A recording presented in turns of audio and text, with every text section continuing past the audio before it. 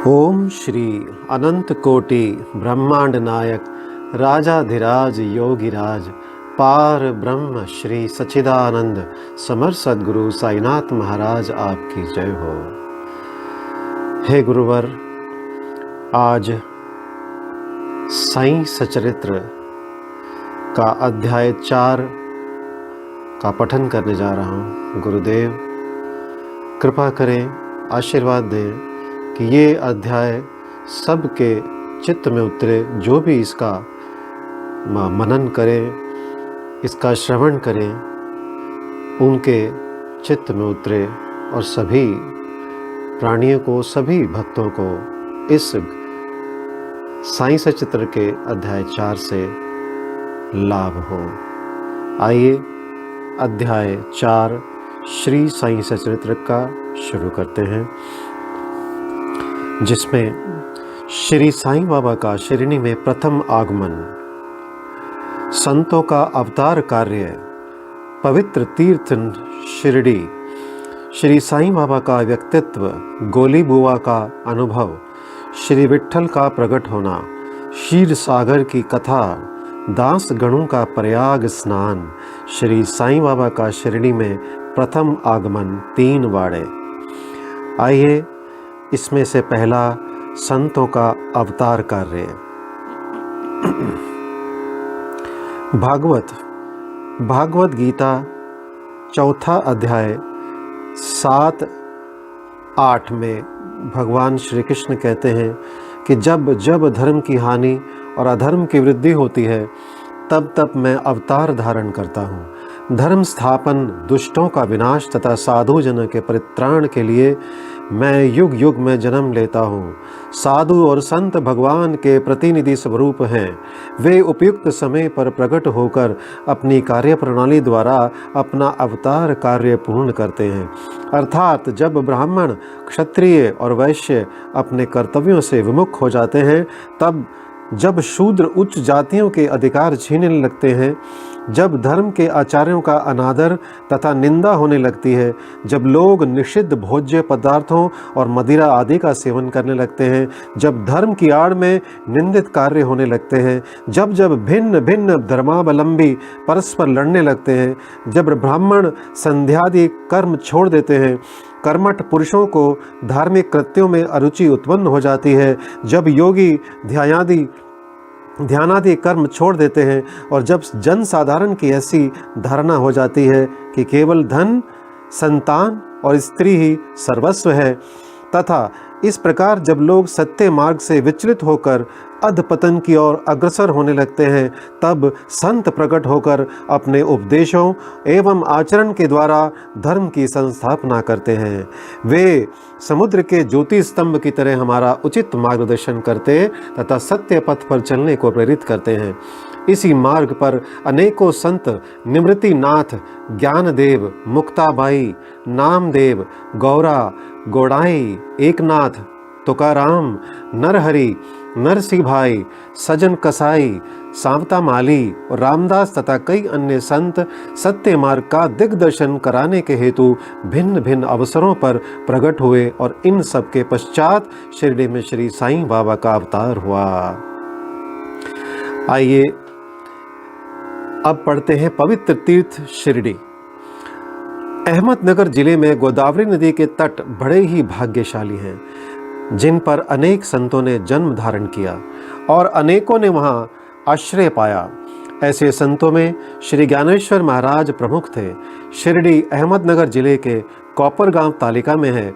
गोदावरी नदी पार करने के पश्चात मार्ग सीधा शिरडी को जाता है। 8 मील चलने पर जब आप नीम गांव पहुंचेंगे तो वहां से शिरडी दृष्टिगोचर होने लगता है। कृष्णा नदी के तट पर अन्य तीर्थ स्थान गाड़गापुर, नरसिंहवाड़ी और औदुंबर के समान ही शिरडी भी प्रसिद्ध तीर्थ है। जिस प्रकार दामोजी ने मंगलवेढ़ा को पंढरपुर के समीप, समर्थ रामदास ने सज्जनगढ़ को दत्तावतार श्री नरसिंह सरस्वती वे वाड़ी को पवित्र किया, उसी प्रकार श्री साईनाथ ने शिरडी में अवतीर्ण होकर उसे पावन बनाया। श्री साईं बाबा का व्यक्तित्व। श्री साईं बाबा के सानिध्य से शिरडी का महत्व विशेष बढ़ गया। अब हम उनके चरित्र का अवलोकन करेंगे। उन्होंने इस भवसागर पर विजय प्राप्त कर ली थी जिसे पार करना महान दुष्कर तथा कठिन है। शांति उनका आभूषण था तथा वे ज्ञान की साक्षात प्रतिमा थे। वैष्णव भक्त सदैव वहां आश्रय पाते थे। दानवीरों में वे राजा कर्ण के समान दानी थे। वे समस्त सारों के सार रूप थे। ऐहिक पदार्थों से उन्हें अरुचि थी। सदा आत्मस्वरूप में निमग्न रहना ही उनके जीवन का मुख्य ध्येय था। अनित्य वस्तुओं का आकर्षण उन्हें छू भी नहीं गया था। उनका हृदय शीशे के सदृश उज्ज्वल था। उनके श्रीमुख से सदैव अमृत वर्षा होती थी। अमीर और गरीब उनके लिए दोनों एक समान थे। मान अपमान की उन्हें किंचित मात्र भी चिंता न थी। वे निर्भय होकर संभाषण करते, भांति भांति के लोगों से मिलजुल कर रहते। नर्तकियों का अभिनय तथा नृत्य देखने और गजल कव्वालियां भी सुनते थे। इतना सब करते हुए भी उनकी समाधि किंचित मात्र भी भंग न होती थी। अल्लाह का नाम सदा उनके होठों पर था। जब दुनिया जागती तो वे सोते और जब दुनिया सोती तो वे जागते थे। उनका अंतःकरण प्रशांत महासागर के तरह शांत था। ना उनके आश्रम का कोई निश्चय कर सकता था और ना उनकी कार्यप्रणाली का अंत पा सकता था। कहने के लिए तो वे एक स्थान पर निवास करते थे, परंतु विश्व के समस्त व्यापारों का उन्हें भली भांति ज्ञान था। उनके दरबार का रंग ही निराला था। वे प्रतिदिन अनेक किंवदंतियां कहते थे, परंतु उनकी अखंड शांति किंचित मात्र भी विचलित न होती थी। वे सदा मस्जिद की दीवार के सारे बैठे रहते थे तथा प्रातः, मध्याह्न और सायंकाल लैंडी और चावड़ी की ओर वायु सेवन करने जाते तो भी सदा आत्मस्थित ही रहते थे। स्वतः सिद्ध होकर भी वे साधकों के समान आचरण करते थे। वे विनम्र, दयालु तथा अभिमान रहित थे। उन्होंने सबको सदा सुख पहुंचाया। ऐसे थे श्री साईं बाबा, जिनके श्री चरणों का स्पर्श कर शिरडी पावन बन गई। उसका महत्व असाधारण हो गया। जिस प्रकार ज्ञानेश्वर ने आलंदी और एकनाथ ने पैंठण का उत्थान किया, वही गति श्री साईं बाबा द्वारा शिरडी को प्राप्त हुई। शिरडी के फूल, पत्ते, कंकड़ और पत्थर भी धन्य हैं जिन्हें श्री साईं चरणाम्बुजों का चुंबन तथा उनकी चरण रज मस्तक पर धारण करने का सौभाग्य प्राप्त हुआ। भक्तगण को शिरडी एक दूसरा पंढरपुर, जगन्नाथपुरी, द्वारका, बनारस, काशी, महाकालेश्वर तथा गोकर्ण महाबलेश्वर बन गई। श्री साईं का दर्शन करना ही भक्तों का वेद मंत्र था, जिसके परिणाम स्वरूप आसक्ति घटती और आत्मदर्शन का पथ सुगम होता था। उनका श्री दर्शन ही योग साधन था और उनसे वार्तालाप करने से समस्त पाप नष्ट हो जाते थे। उनका पाद सेवन करना ही त्रिवेणी यानी प्रयाग स्नान के समान था तथा चरणामृत पान करने मात्र से ही समस्त इच्छाओं की तृप्ति होती थी। उनकी आज्ञा हमारे लिए वेद सदृश थी। प्रसाद तथा उदी ग्रहण करने से चित्त की शुद्धि होती थी। वे ही हमारे राम और कृष्ण थे, जिन्होंने हमें मुक्ति प्रदान की। वे ही हमारे पार ब्रह्म थे। वे छंदों से परे रहते तथा कभी निराश व हताश नहीं होते थे। वे सदा आत्मस्थित, चैतन्य घन तथा आनंद की मंगल मूर्ति थे। कहने को तो शिरडी उनका मुख्य केंद्र था, परंतु उनका कार्य क्षेत्र पंजाब, कलकत्ता, उत्तरी भारत, गुजरात, ढाका और कोंकण तक विस्तृत था। श्री साईं बाबा की कीर्ति दिन प्रतिदिन चहुं और फैलने लगी और जगह जगह से दर्शनार्थ आकर उनके भक्त लाभ उठाने लगे। केवल दर्शन से ही मनुष्यों, चाहे वे शुद्ध अथवा अशुद्ध हृदय के हों, के चित्त को परम शांति मिल जाती थी। उन्हें उसी आनंद का अनुभव होता था जैसा कि पंढरपुर में श्री विट्ठल के दर्शन से होता है। यह कोई अतिशयोक्ति नहीं है। देखिए, एक भक्त ने यही अनुभव पाया है। भक्त है गौली बुआ। लगभग 95 वर्ष के वयोवृद्ध भक्त, जिनका नाम गौली बुआ था, पंढरी के एक वारकरी थे। वे 8 मास पंढरपुर तथा 4 मास यानी आषाढ़ से कार्तिक तक गंगा तट पर निवास करते थे। सामान ढोने के लिए वे एक गधे को अपने पास रखते और एक शिष्य भी सदैव उनके साथ रहता था। वे प्रतिवर्ष वारी लेकर पंढरपुर जाते और लौटते समय श्री साईं बाबा के दर्शनार्थ शिरडी आते थे। बाबा पर उनका अगाध प्रेम था। वे बाबा की और एक टक निहारते और कह उठते थे कि ये तो श्री पंढरीनाथ श्री विट्ठल के अवतार हैं, जो अनाथ नाथ दीन दयालु और दीनों के नाथ हैं। गौली बुआ श्री विठोबा के परम भक्त थे। उन्होंने अनेक बार पंढरी की यात्रा की तथा प्रत्यक्ष अनुभव किया कि श्री साईं बाबा सचमुच ही पंढरीनाथ हैं। आइए इसमें देखिए, विट्ठल स्वयं प्रकट हुए। श्री साईं बाबा की ईश्वर चिंतन और भजन में विशेष अभिरुचि थी। वे सदैव अल्लाह मालिक पुकारते तथा भक्तों से कीर्तन सप्ताह करवाते थे। इसे नाम सप्ताह भी कहते हैं। एक बार उन्होंने दासगणों को कीर्तन सप्ताह करने की आज्ञा दी।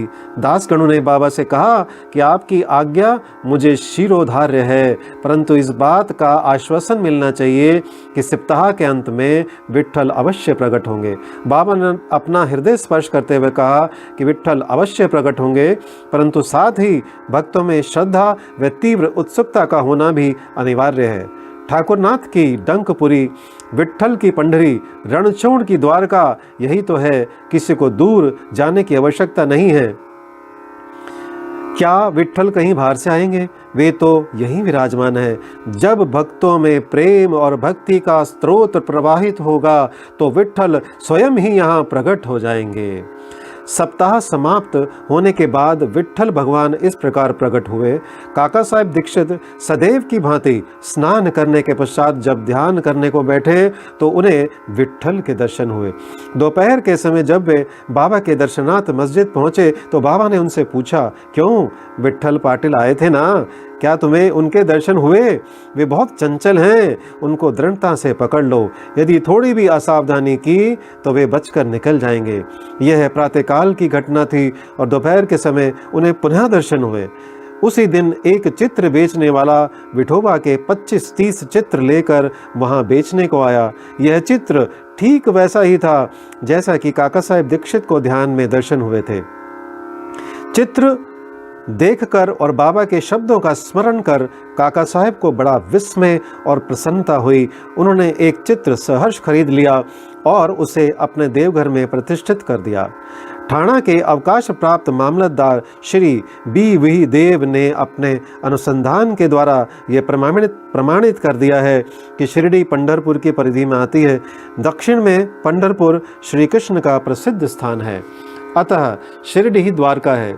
साईं लीला पत्रिका भाग 12 अंक 1, 2, 3 के अनुसार द्वारका की एक और व्याख्या सुनने में आई है कि के नारायण अय्यर द्वारा लिखित भारतवर्ष का स्थायी इतिहास में स्कंद पुराण भाग 2 पृष्ठ संख्या 90 से उद्धत की गई है।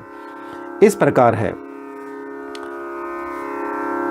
जो स्थान चारों वर्णों के लोगों को धर्म, अर्थ, काम और मोक्ष के लिए सुलभ हो, दार्शनिक लोग उसे द्वारका के नाम से पुकारते हैं। शिरडी में बाबा की मस्जिद केवल चारों वर्णों के लिए ही नहीं, अपितु दलित, अस्पृश्य और भागोजी शिंदे जैसे कोड़ी आदि सब के लिए खुली थी। अतः शिरडी को द्वारका कहना ही सर्वथा उचित है। ये एक श्लोक का सार है। आइए अगला है भगवंतराव क्षीरसागर की कथा।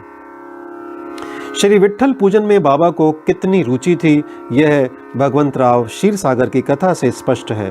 भगवंतराव के पिता विठोबा के परम भक्त थे, जो प्रतिवर्ष पंढरपुर को वारी लेकर जाते थे। उनके घर में विठोबा की एक मूर्ति थी जिसकी वे नित्य प्रति पूजा करते थे। उनकी मृत्यु के पश्चात उनके पुत्र भगवंतराव ने वारी, पूजन, श्राद्ध इत्यादि समस्त कर्म करना छोड़ दिया।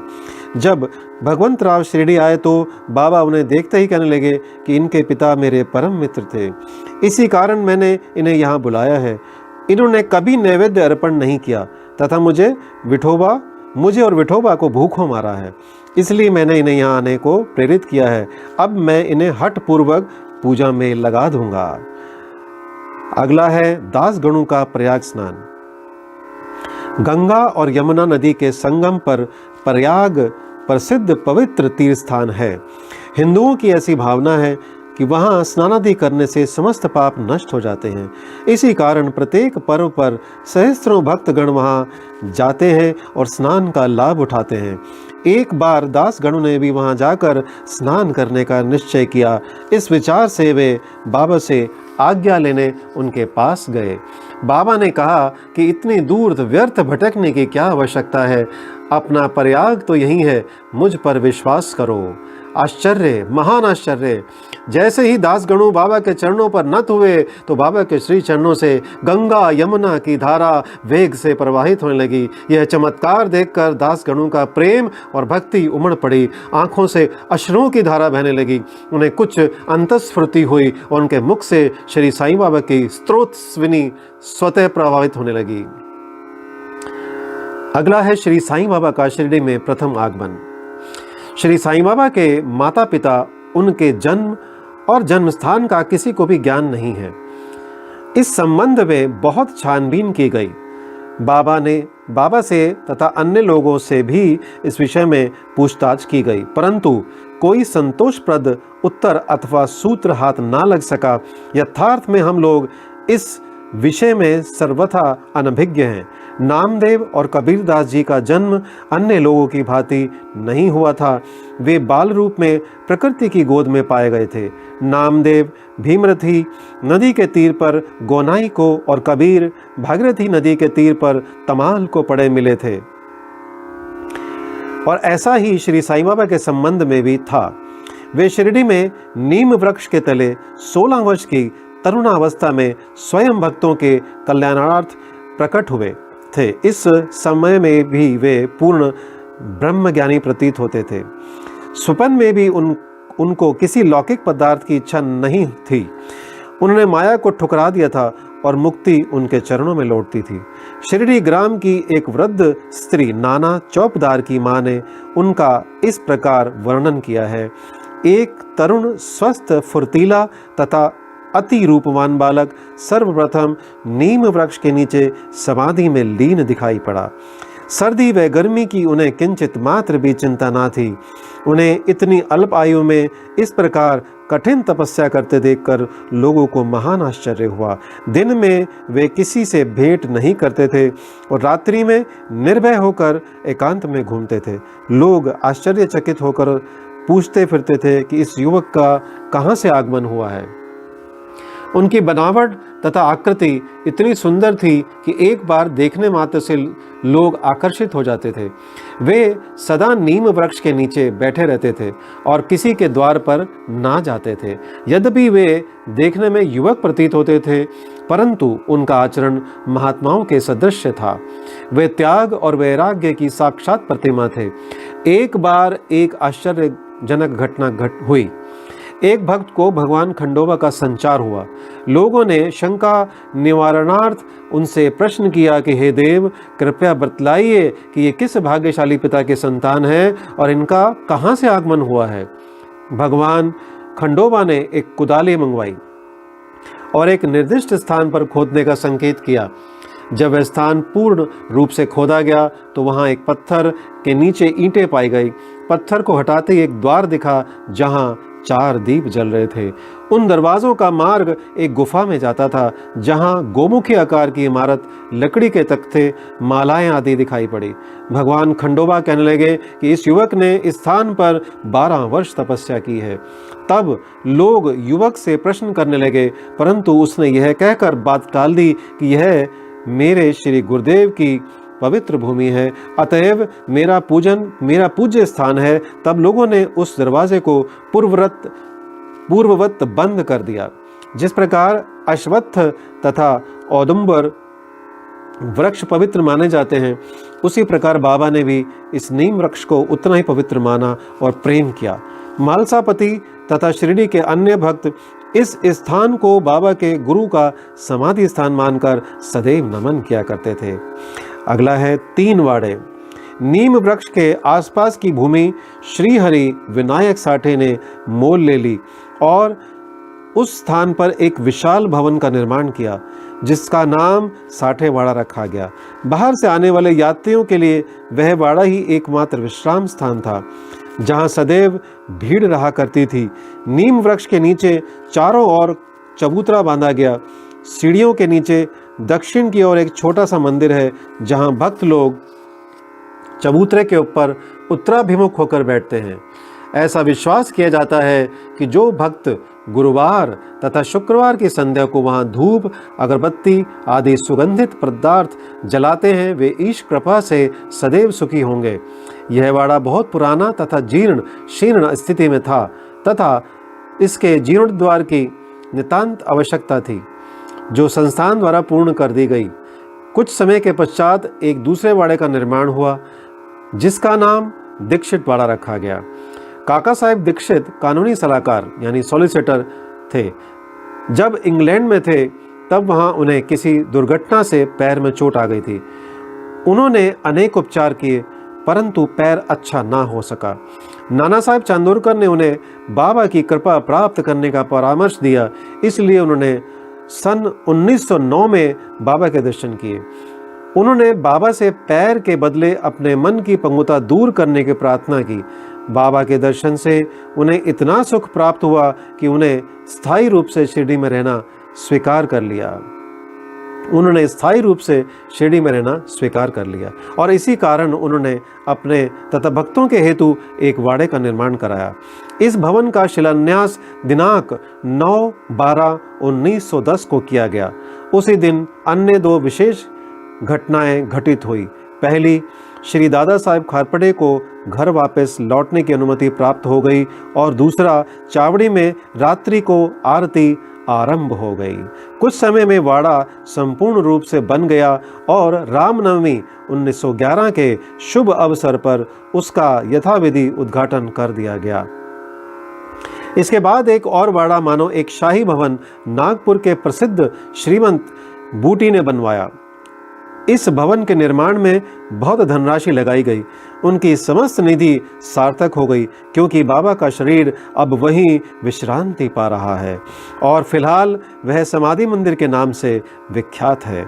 इस मंदिर के स्थान पर पहले एक बगीचा था, जिसमें बाबा स्वयं पौधों को सींचते उनकी देखभाल किया करते थे। जहाँ पहले एक छोटी सी कुटी भी नहीं थी, वहाँ 3 वाड़ों का निर्माण हो गया। इन सब में 60 वाड़ा पूर्व काल में बहुत ही उपयोगी था। बगीचे की कथा। वामन तात्या की सहायता से स्वयं बगीचे की देखभाल, शिरडी से श्री साईं बाबा की अस्थायी अनुपस्थिति तथा चांद पाटिल की बारात में पुनः शिरडी लौटना, देवीदास, जानकीदास और गंगागीर की संगति, मोहिद्दीन तंबोली के साथ कुश्ती, मस्जिद में निवास, श्री डेंगले व अन्य भक्तों पर प्रेम तथा अन्य घटनाओं का अगले अध्याय में वर्णन किया गया है। श्री सद्गुरु साईनाथ अपरणमस्तु। शुभम भवतु। ओम साई राम।